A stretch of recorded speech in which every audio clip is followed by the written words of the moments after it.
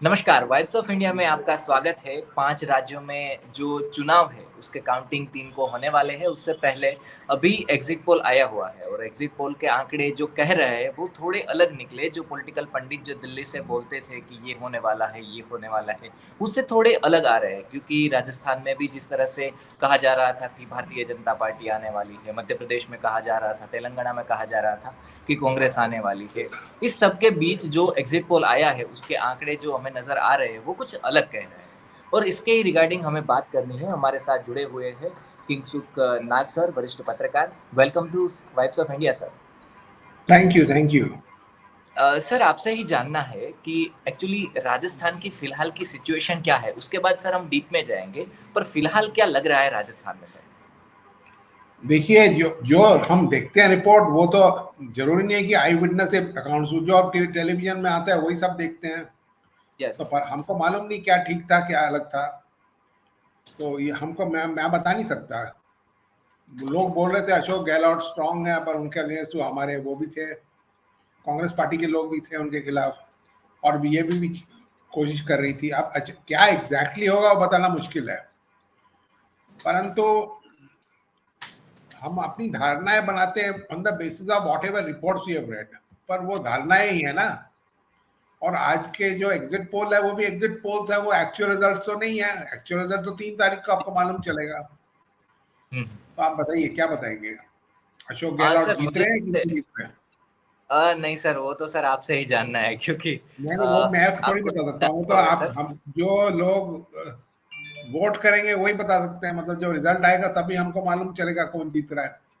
Okay, सो मुझे क्या sir हम ओके, सो सर हम पहले मुद्दे में जाते हैं, फिर उसके बाद एनालिसिस करेंगे, कास्ट वाइज़ है या फिर जो किसान वगैरह है, युवा वगैरह है, मध्यम वर्ग है, उस सब में भी जाएँगे डिटेल में। पर उससे पहले बात कर लें कि राजस्थान का जो इलाका है, गुजरात के ऊपर वाले जो ज़िले पड़ते हैं, उसमें आदिवासी बाहुल्य विस्तार है।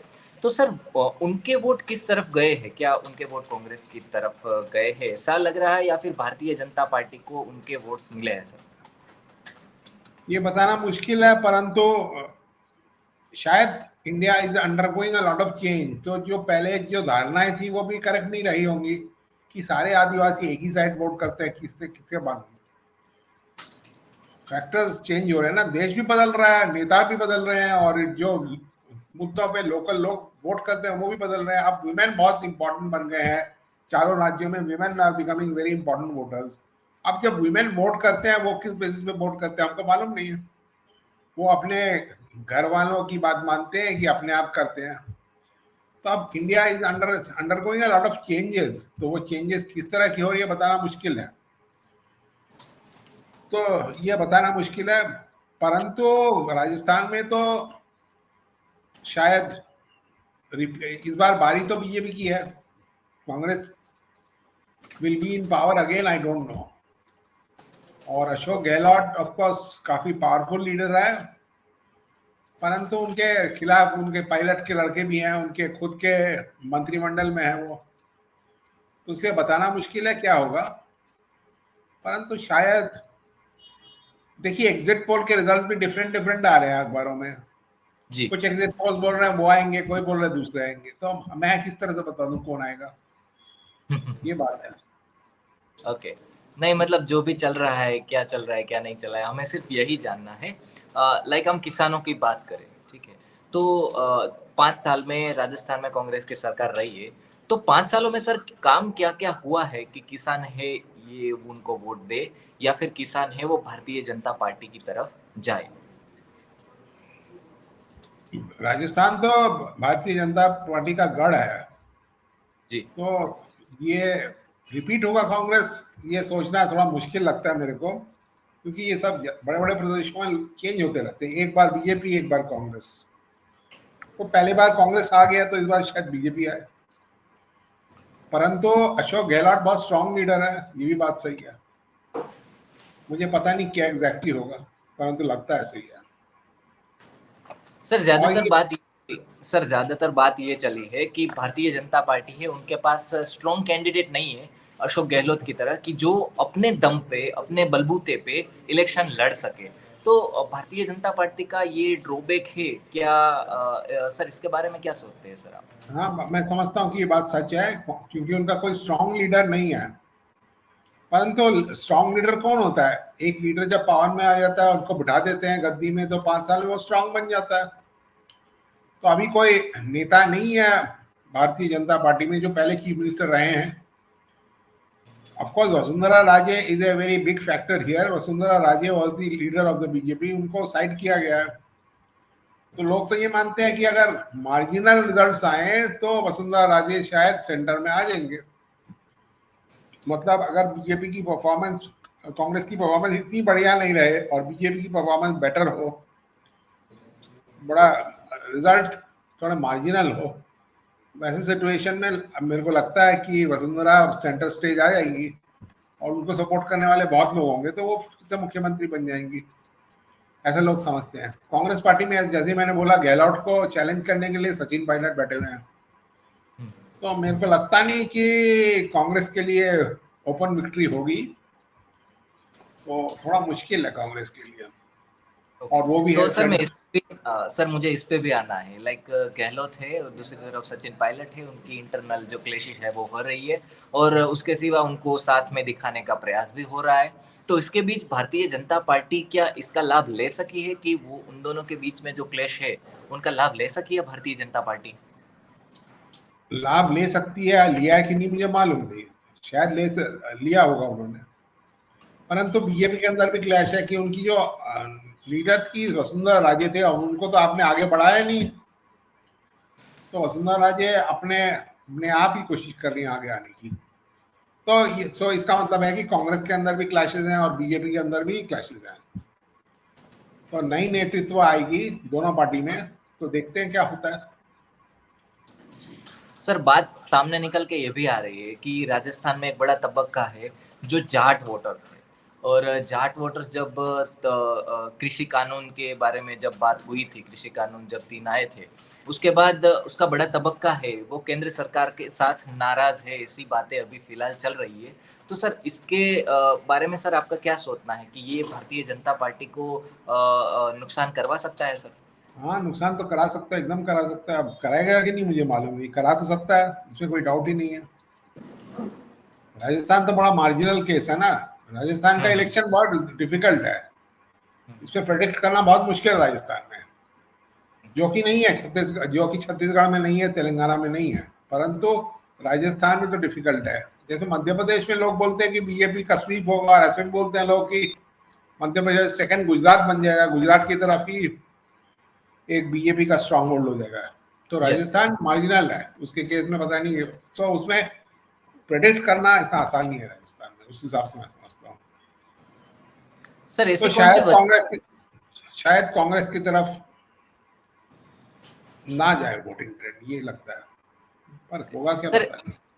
सर ऐसी कौन सी वजह रही है कि जो वसुंधरा राजे है उनको साइडलाइन किया गया है इस इलेक्शन से, ऐसा माहौल बना रहा है?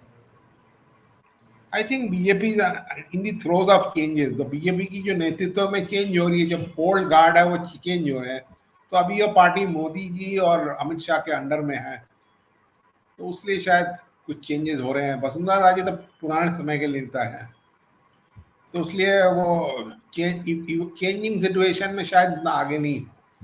जैसे कि सर गुजरात में भी हुआ कि जो नए नए फेसेस है उनको प्राधान्य दिया गया इस विधानसभा चुनाव में, क्या इस तरह से राजस्थान में किया गया है? ऐसे लगता है, ऐसे ही लगता है। तो इसलिए इसलिए शायद सिचुएशन डिफिकल्ट हो। अच्छा। तो सर बड़ी मैं बड़ी ये सीट्स बोल के रहा, बाद। Yes sir. राजस्थान के बारे में मैं इतना इजीली प्रेडिक्ट नहीं कर सकता, यही मैं बोल रहा हूँ आपको। अच्छा, मुझे सर बड़ी-बड़ी सीट्स के बारे में भी जानना है, जैसे कि झालरापाटन हो गए या फिर टोंक हो गई या फिर सरदारपुरा हो गया, जहाँ से सीएम गहलोत लड़ रहे हैं। सर इन सब सीट्स में क्या हिलचल सर आपको दिख रही है? देखिए, गहलोत खुद तो जीत जाएंगे, गहलोत भी स्ट्रॉन्ग कैंडिडेट भी है, परंतु एंटी इनकम्बेंसी इफेक्ट भी है ना। बस उसके अपने पार्टी में कुछ लोग लगे हैं उसके में, तो उसके बता प्रेडिक्ट करना मुश्किल है, ये मैं समझता हूँ। अच्छा, ओके। और सर बाकी भी अगर हम बात करें तो क्षेत्र वाइज क्या लग रहा है कि मतलब नीचे का जो तबका है वो आदिवासी वोटर्स है, तो वो आदिवासी वोट्स है वो किसके तरफ जा रहे हैं, या फिर उत्तरी राजस्थान में जो सबसे ज्यादा वोट्स है वो किसकी ओर जा रहे हैं? क्योंकि जो सरहद वाले विस्तार रहते हैं उसमें पॉलिटिकल आइडियोलॉजी है वो थोड़ी बहुत एक्सचेंज रहती है बाजू का जो राज्य है उससे। तो सर इसमें जो बॉर्डर वाले जो जिले हैं उसमें सर कोई चेंजेस आ सकता है राजस्थान में? राजस्थान के बारे में मैं बहुत ज्यादा जानता नहीं हूँ, मैं कुछ प्रेडिक्ट नहीं कर सकता। दूसरे वाले स्टेट के बारे में पूछो तो better, I will be in a better position. Okay. Sir अब हम मध्य प्रदेश के बारे में भी बात करते हैं सर। जो आंकड़े अगर हम माने तो ऐसा लग रहा है कि भारतीय जनता पार्टी है वो वहाँ पे सरकार बना रही है अगर एग्जिट पोल्स की माने तो। पर सर आपको मध्य प्रदेश में सर क्या लग रहा है, अभी फिलहाल चल क्या रहा है सर? मध्य प्रदेश में बीजेपी का स्ट्रांग होल्ड है, तो बहुत सारे एनालिस्ट बिलीव करते हैं कि मध्य प्रदेश गुजरात जैसे बन जाएगा, कि परपेचुअल वहां पे बीजेपी आ जाएगी। ये मुझको मालूम नहीं है कि नहीं, कि गुजरात की तरफ की नहीं, परंतु वहां बीजेपी का तो जोर है, इसमें कोई डाउट नहीं है। और लास्ट 5 साल में तो ये कांग्रेस वगैरह रही है, मतलब कमलनाथ थे, तो पता नहीं। बट एक चीज तो आपको समझ में आनी चाहिए कि ये जो मोदी और अमित शाह आने के बाद बीजेपी में चेंजेस हुए हैं बहुत सारे, हम्म। तो वो मालूम वो किसको फायदा देगा, ये मुझे पता नहीं। अच्छा। मुझे सर अब थोड़ा कास्ट की ओर भी आगे बढ़ना है क्योंकि मुझे एसटी की लाइक जो एसटी पॉपुलेशन के जो भी लोग हैं जो चंबल विस्तार से आते हैं या फिर गुजरात के सटे बॉर्डर से आते हैं, वो लोग ज्यादा भारतीय जनता पार्टी की तरफ बढ़े हैं क्योंकि आरएसएस ने वहां पे काम भी किया है आदिवासी विस्तार में। तो सर ये जो चेंजेस है जैसे कि आरएसएस हो गया, भारतीय जनता पार्टी का जो काम हो गया, तो वो सर क्या-क्या हुआ है कि जिसकी वजह से जो एक आदिवासी तबका जो कांग्रेस की ओर रहता था, वो भारतीय जनता पार्टी की ओर जा रहा है, ऐसा दिख रहा है? ये बात तो सही है। भारतीय जनता पार्टी में पॉलिसी चेंजेस 1990 से आ रहे हैं। उससे पहले वो एक अपर कास्ट पार्टी थी, उसके बाद ही वो एक थोड़ा मिडिल क्लास में आई और लोअर क्लास में गए। और जब से मोदी प्रधानमंत्री बने हैं तो उनका जो रुख है ओबीसी क्लासेस की तरफ भी है और ट्राइबल्स के साथ भी मिला दिया है। तो उसलिए लगता है आपको ये समझना है कि बीजेपी में भी बहुत चेंजेस आ रहे हैं। बीजेपी पार्टी के अंदर भी बहुत चेंजेस आ रहे हैं, तो जब उनके पार्टी में चेंजेस आ रहे हैं तो उनके पॉलिसीज में भी चेंजेस आ रहे हैं। तो इस हिसाब से लगता है मध्य प्रदेश में उन्होंने काम किया है, तो मेरे को लगता है उनका अच्छा चांस है आने का। सर रीजनल लोकेलिटी है वो भी बढ़ रही है क्योंकि जो छोटे-छोटे नेता है जो अपक्ष में लड़ रहे हैं, उनका राइज़ भी ज़्यादा बढ़ रहा है। तो सर उस पे आप क्या सोचते हैं? उनके जो उनका वर्चस्व है, वो इस पॉलिटिक्स में क्या दिक्कतें ला सकता है या फिर थोड़े-घड़े बहुत जो चेंजेस है वो ला सकता है सर?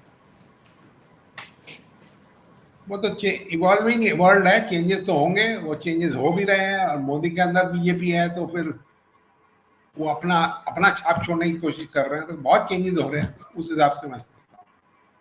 अच्छा, सर भारतीय जनता पार्टी है उनका भी मैनिफेस्टो आया, कांग्रेस का भी मैनिफेस्टो आया, लोगों को लुभाने की कोशिश भी ज़्यादा की गई।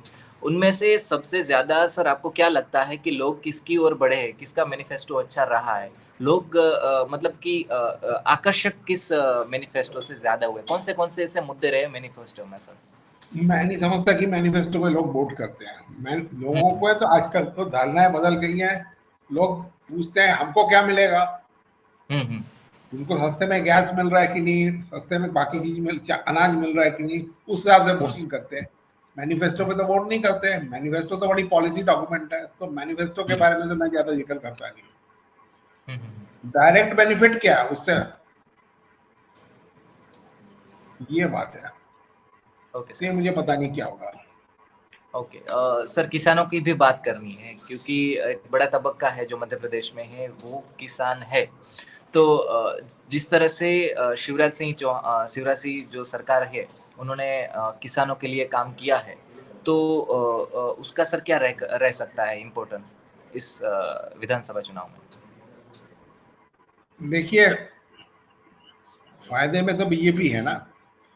जी। बीजेपी फायदे में है, उसका मतलब ये वोट करेंगे बीजेपी को। वोट करेंगे बीजेपी को क्यों? क्योंकि उनको लगता है कि बीजेपी की सरकार ने काम अच्छा किया है, चाहे वो हुँ, 5 साल के लिए क्यों ना हो। तो इसलिए मेरे को लगता है ये बात सही नहीं है छत्तीसगढ़ में, परंतु मध्य प्रदेश में तो ये सही है।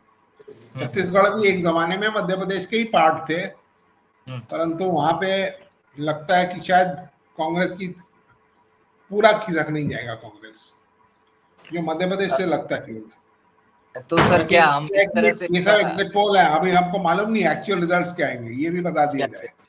ये सर एक्चुअल रिजल्ट तो तीन को ही पता चलेंगे कि क्या होने वाला है क्या नहीं होने वाला है। पर सर फिलहाल क्या ऐसा लग रहा है कि कमलनाथ पे कमल है वो भारी है? कमलनाथ तो बहुत पुराने खिलाड़ी हैं, उनके साथ तो कांग्रेस के अंदर भी बहुत लोग परेशान हैं उनसे, तो मुझे पता नहीं। कमलनाथ का साथ हमने कमल को पोएट्री बना दी, कमलनाथ कमल, मतलब कमलनाथ तो कांग्रेस के हैं, तो मुझे पता नहीं। मध्य प्रदेश की एक डिस्टिंक्ट आइडेंटिटी नहीं है, क्योंकि गुजरात गुजरातियों का है, बंगाल बंगालियों का है, पर मध्य प्रदेश को मध्य प्रदेशी कौन होता है? कमलनाथ तो पंजाबी है, वो भी कलकत्ते के रहने वाले, तो मध्य प्रदेश की कोई डिस्टिंक्ट आइडेंटिटी नहीं है। हाँ, वैसे तो वो बीजेपी का स्ट्रॉन्ग होल्ड शुरू से ही है ना जी। वो नागपुर से थोड़ा ही ऊपर है, नागपुर जहाँ हेडक्वार्टर था आरएसएस का, तो मध्य प्रदेश में काफी बीजेपी नेचुरल एडवांटेज है बीजेपी का, ऐसे मैं समझता हूँ। वाजपेयी साहब भी ग्वालियर से आते थे, वो भी मध्य प्रदेश में है। तो सर मुझे ये आपसे ये भी जानना है कि कमलनाथ जिनकी जो सीट है वो छिंदवाड़ा है और बोधी जो शिवराज सिंह चौहान की सीट है, वो सर दोनों सीट बड़ी सीट है क्योंकि उनमें से वो चुन के आने वाले हैं। तो वो दोनों सीट में सर अभी फिलहाल क्या चल रहा है सर, आप दर्शकों को बता सके तो। मैं क्या बताऊं दर्शकों, छिंदवाड़ा वगैरह में तो कमलनाथ की जोर ही है, वो तो शिवराज सिंह के वहां पे शिवराज सिंह का ही जोर है। इंडिविजुअल ट्रेंड इंडिविजुअल सीट्स पे बताना मुश्किल है। सर अब छत्तीसगढ़ पे भी थोड़ी बहुत बात कर लेते हैं कि जिससे पता चले कि छत्तीसगढ़ में क्या हो रहा है। भूपेश बघेल जो है वो भारतीय जनता कांग्रेस से लड़ रहे हैं और भारतीय जनता पार्टी से नारायण सिंह चंदेल लड़ रहे हैं। तो सर इनमें अभी इलेक्शन की बात करें, विधानसभा इलेक्शन की और एग्जिट पोल की, तो सर अभी फिलहाल क्या दिख रहा है, चित्र क्या अभी फिलहाल दिख रहा है? एग्जिट पोल तो यही बोल रहे हैं कि छत्तीसगढ़ में ये कांग्रेस पार्टी जीतेगी, हालांकि वो महादेव स्कैम करके निकली थी थोड़ी दिन पहले, परंतु अभी जोर है बघेल का। कांग्रेस के अंदर भी थोड़ी डिसिडेंस था, एक मिनिस्टर है केपी सिंहदेव या कुछ सिंहदेव, उनके साथ चल रहा था, परंतु वो तो सेटल हो गया। उधर आदिवासी एरियाज में शायद बीजेपी का जोर ज्यादा है लगता है, परंतु लोग अभी एग्जिट पोल देख के तो बोल रहे हैं कि बघेल ही जीतेंगे। अच्छा, इससे ज्यादा मेरे को मालूम नहीं क्या हो रहा है। सर आपने आदिवासी विस्तार बोला, क्योंकि छत्तीसगढ़ की अगर हम बात करें तो नीचे का पूरा साउथ वाला इलाका, उत्तर का पूरा वाला जो छत्तीसगढ़ का इलाका है, वो सब मिला दे तो उसमें ज्यादा जो बाहुल्य विस्तार है वो आदिवासी विस्तार है। बीच में थोड़ा सा विस्तार है वो एसटी पॉपुलेशन वाला है। तो सर एसटी पॉपुलेशन वाला जो विस्तार है वो बहुत ज्यादा है। तो सर एसटी वाले जो भी लोग हैं वो किसकी ओर जा रहे हैं सर? मालूम नहीं, परंतु अगर कांग्रेस जीतेगी तो अल्टीमेटली कांग्रेस को ज्यादा वोट मिलेंगे, परंतु आदिवासी विस्तार में उनको थोड़ा सेटबैक्स मिल सकते हैं, ऐसी मानने का, लोगों को मानने का है। क्योंकि रमन सिंह के ये जो भूपेश बघेल के अगेंस्ट अगर वोट कुछ जाए तो वो आदिवासी विस्तारों में ही जाएगा, यही बोल रहे हैं। जाएगा मतलब उसके अगेंस्ट जो जाएगा, मतलब basically people vote against him, तो will be loser there only, that is the belief. Sir इस बार कौन से ऐसे इश्यूज रहे कि जो भारतीय जनता पार्टी है वो छोटे छोटे चुनाव होते हैं तो उनमें भी सर वो दम लगा के मतलब चुनाव लड़ते हैं, पर छत्तीसगढ़ में भारतीय जनता पार्टी का इलेक्शन लड़ने का तरीका ऐसा कौन सा रहा है कि जो भारतीय जनता पार्टी है उसका वर्चस्व छत्तीसगढ़ में सर नहीं दिख रहा है? उसे ऐसे कौन से ड्रॉबैक्स है सर? मेरे को लगता है ये ड्रॉबैक वो बीजेपी, वो ट्राइबल एरिया ही है। ट्राइबल एरिया उसकी पॉलिसीज थोड़ा ट्राइबल ओरिएंटेड हो जाना चाहिए, पर हम तो है कि नहीं मुझे मालूम नहीं। तो ये है, क्योंकि ये जो बघेल है, ये उनके पहले रमन सिंह थे, और जो भी नेता है सब इनमें से ट्राइबल नेता कोई भी नहीं है। परंतु खाली नेता होने से ही सबको फायदा होगा ऐसा भी नहीं बोल सकते। इंडियन इलेक्शन के बारे में प्रेडिक्ट करना बहुत सिंपल नहीं है, बहुत डिफिकल्ट है, और यस, यस। इंडिविजुअल इश्यूज हैं, सो ये बताना मुश्किल है, okay, specially for a person like me जो इन सब एरिया में रहा नहीं है। Okay, okay. और सर तेलंगाना के बारे में सर आप थोड़ा बहुत बता सके कि क्या उधर चल रहा है सर, दर्शकों को? तेलंगाना में तो रुख बदल गया है। 2014 में एक नई स्टेट बनी थी, उसके बाद से वो टीआरएस के हाथ में है, परंतु इस बार लोगों का रुख टीआरएस के प्रति नहीं है, क्योंकि तो आप टीआरएस के अगर खिलाफ वोट करेंगे तो आप किसको वोट करेंगे? कांग्रेस को ही करेंगे, क्योंकि बीजेपी तो कोई फैक्टर नहीं है तेलंगाना में, इसलिए कांग्रेस को फायदा दिख रहा है। मुसलमान वोट भी इम्पोर्टेंट है, पर मुसलमान वोट भी इस बार एमआईएम को नहीं जाएगा, क्योंकि MIM is seen as teaming up with BJP, not openly but indirectly. तो इस बार कांग्रेस को फायदा हो सकता है। कांग्रेस को और भी एक फायदा है कि वो कर्नाटक में कांग्रेस जीती है, उसके बाद से कांग्रेस को कुछ एडवांटेज दिख रहा है तेलंगाना में।